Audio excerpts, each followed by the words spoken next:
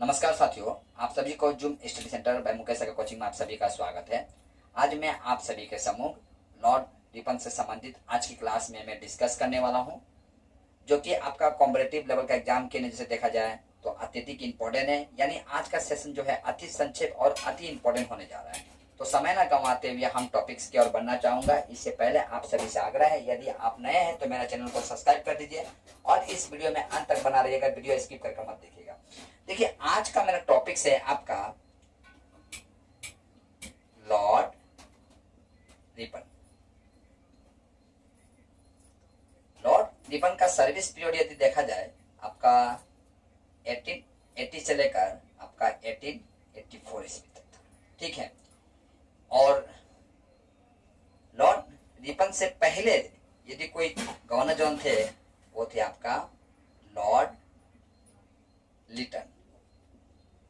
देखिए, मैं आपको इसलिए बता रहा हूं कि लॉर्ड रिपन और लॉर्ड लिटन कहीं ना कहीं आप मिस्टेक कर सकते हैं। संभवतः आपकी तैयारी यदि अच्छा हो तो आप मिस्टेक नहीं करेंगे, लेकिन फिर भी मेरा मन कह रहा है कि संभवतः आप संदेह में पड़ सकते हैं, इसलिए मैं यहाँ लिख देता हूँ। ठीक है। इनका सर्विस पीरियड था आपका 1876 टू आपका 1880 ईस्वी में। ठीक है। देखिए, लॉर्ड लिटन से पहले कौन गवर्नर जनरल था? तो लॉर्ड लिटन से पहले गवर्नर जनरल था आपका लॉर्ड कैनिंग। इनका सर्विस पीरियड देखा गया आपका 1856 से लेकर आपका 1862 ईस्वी तक था। ठीक है। और लॉर्ड कैनिंग से पहले लॉर्ड डलहौजी। लॉर्ड डलहौजी। ठीक है। इनका सर्विस पीरियड था 1848 टू आपका 1856। ठीक है। इन सारे गवर्नर जनरल से संबंधित मैं ऑलरेडी सेशन कर चुका हूं। मैं चाहूंगा कि आप इसे देख लेते हैं तो सिस्टमेटिक तरीके से आप इन सारे गवर्नर जनरल की कृतियों को आप अच्छी तरह से समझ पाएंगे। ठीक है। आज का टॉपिक है मेरा लॉर्ड रिपन। तो देखिए, लॉर्ड रिपन जैसे कि मैं आपको बताया कि ये इंपॉर्टेंट क्यों बन जाते हैं। तो लॉर्ड रिपन एक ऐसे गवर्नर जनरल है जो कि अपना सर्विस पीरियड के दौरान यानी 1882 ईस्वी में ये वर्नाकुलर जो प्रेस एक्ट था, ठीक है, वर्नाकुलर प्रेस एक्ट, यह एक्ट को क्या करते हैं, वो समाप्त करते हैं। और वर्नाकुलर प्रेस एक्ट क्या था? तो वर्नाकुलर प्रेस एक्ट ऐसा एक्ट था जिस एक्ट के तहत जो राष्ट्रवादी पत्रकारिता जो होता था उसके ऊपर पाबंदी लगा दिया गया था। ठीक है। अच्छा, अब ये प्रश्न उठता है कि वर्नाकुलर प्रेस एक्ट समाप्त तो भले लॉर्ड रिपन कर दिए थे, लेकिन इसे लाया कौन था, यानी इस एक्ट को लागू कौन किया था? तो इस एक्ट को लागू किया था आपका लॉर्ड लिटन। ठीक है। इन्होंने इस प्रेस को इस नीति को लागू किया था। ठीक है। मैं लॉर्ड लिटन का मैं सर्विस पीरियड लिख दिया हूं 1876 से लेकर आपका 1880 ईस्वी तक। ठीक है। अच्छा, दूसरे नंबर हम ये भी देखते हैं कि लॉर्ड लिटन जो है ये एक्ट क्यों लाते हैं। देखिए, तो एक्चुअली में सच तो यह है कि लॉर्ड लिटन जो है आपका ब्रिटिश साम्राज्य का सबसे चहीता गवर्नर जनरल थे। ठीक है। क्योंकि इनके समय में हम देखते हैं कई राष्ट्रवादी जो नीति जो था उसके अगेंस्ट में ये क्या करते हैं, नीति लाते हैं। ठीक है। अच्छा, दूसरी नंबर हम ये भी देखते हैं आपका लॉर्ड लिटन जो है ये क्या करते हैं, जो सिविल एग्जाम हुआ करता था उसका एज था आपका 21 एज। ठीक है, 21 एज हुआ करता था। ये 21 एज से घटा कर कितना करते हैं, 19 साल कर देते हैं। ठीक है। यानी एज लिमिट कितना बन गया आपका लॉर्ड लिटन के समय में 19 साल। कि कौन सा एग्जाम? Civil exam. ठीक है। सिविल एग्जाम बोले तो यूपीएससी। ठीक है। भारत का सबसे टॉप एग्जाम है यूपीएससी, याद रखिएगा। ठीक है।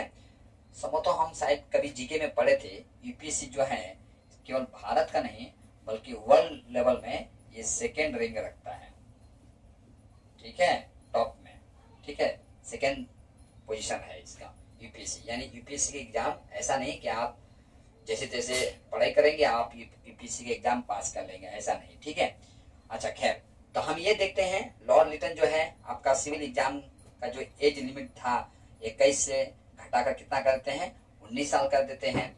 और लॉर्ड रिपन जो है ये आपका, ये लॉर्ड रिपन क्या करते हैं, ये पुनः 19 साल से बढ़ाकर कितना साल कर देते हैं, तो 21 साल एज लिमिट,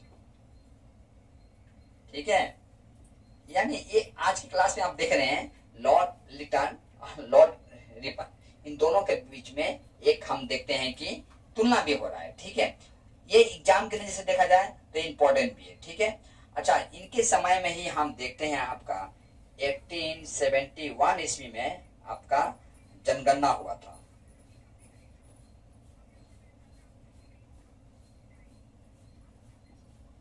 जनगणना हुआ था।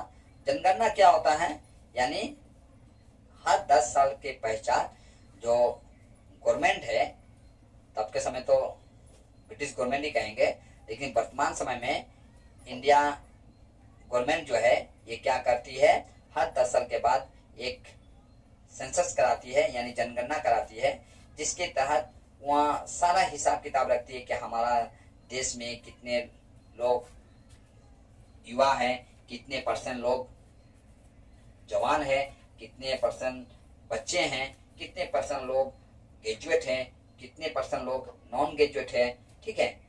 हमारा बिलो पॉवर्टी लाइन में कितने परसेंट लोग निवास कर रहे हैं, और सेंसस में इन सब डाटा को कलेक्ट करती है, ठीक है।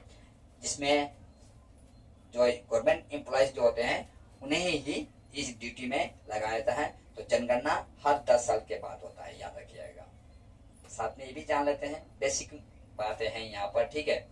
अच्छा, अब हम देखते हैं आपका 1871 ईस्वी में जनगणना तो होता है, लेकिन इसको जनगणना को सुचारू रूप से माना कब जाता है, तो सुचारू रूप से इसे माना जाता है आपका 1872 ईस्वी में। संभवतः कुछ कार्य संभवतः नहीं हुआ होगा, यही कारण है कि आपका 1872 में इसको सुचारू रूप से माना गया है, ठीक है। यानी परीक्षा में कभी पूछ दिया जाए कि भारत में सर्वप्रथम जनगणना कब हुआ था, तो आप लिखेंगे 1872 ईस्वी, ठीक है। अच्छा, इस समय का गवर्नर जनरल कौन थे, तो आपका लॉर्ड रिपन थे, ये भी याद रखिएगा साथ में। और स्वतंत्र भारत में हम देखते हैं कि जनगणना कब होती है, स्वतंत्र भारत का जनगणना तो आपका 1951 ईस्वी में, याद रखिएगा। स्वतंत्र भारत का जनगणना हुआ था, ठीक है।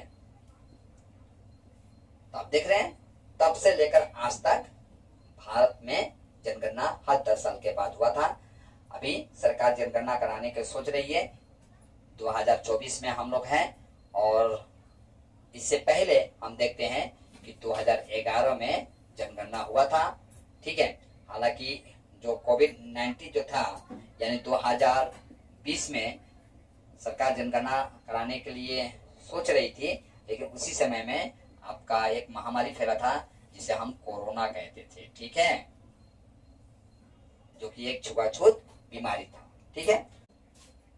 देखिए, लॉर्ड रिपन जो है कुछ अच्छे कार्य भी किए थे, तो हम देखते हैं इनको कार्य के लिए आपका फ्लोरेंस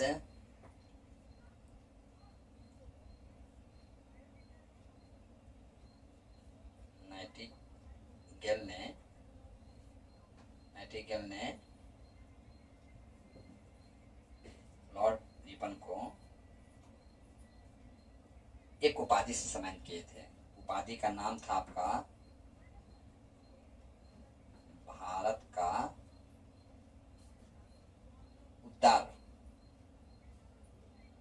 उद्धारक की संज्ञा से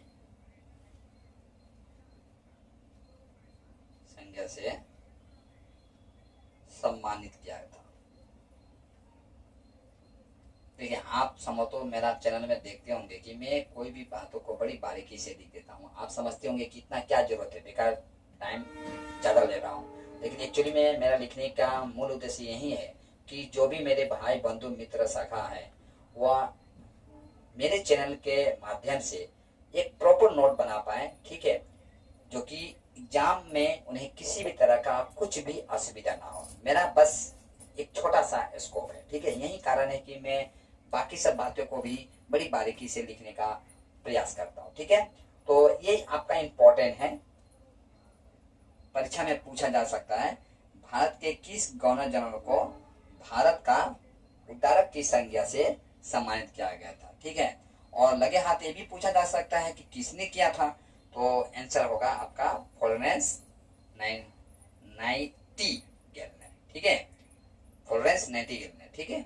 देखिए, परीक्षा में यहाँ से प्रश्न पूछा जा सकता है कि लॉर्ड रिपन को किसने भारत का उद्धारक की संज्ञा से सम्मानित किया था, तो आंसर होगा आपका फ्लोरेंस नाइटिंगेल ने आपका लॉर्ड रिपन जो कि गवर्नर जनरल थे, उन्हें भारत का उद्धारक की संज्ञा से सम्मानित किया था, ठीक है। तो मैं चाहूंगा कि आप इसका स्क्रीनशॉट ले लीजिए और मुझे आज की क्लास यहीं पर समाप्त करने का अनुमति दीजिए। जय हिंद।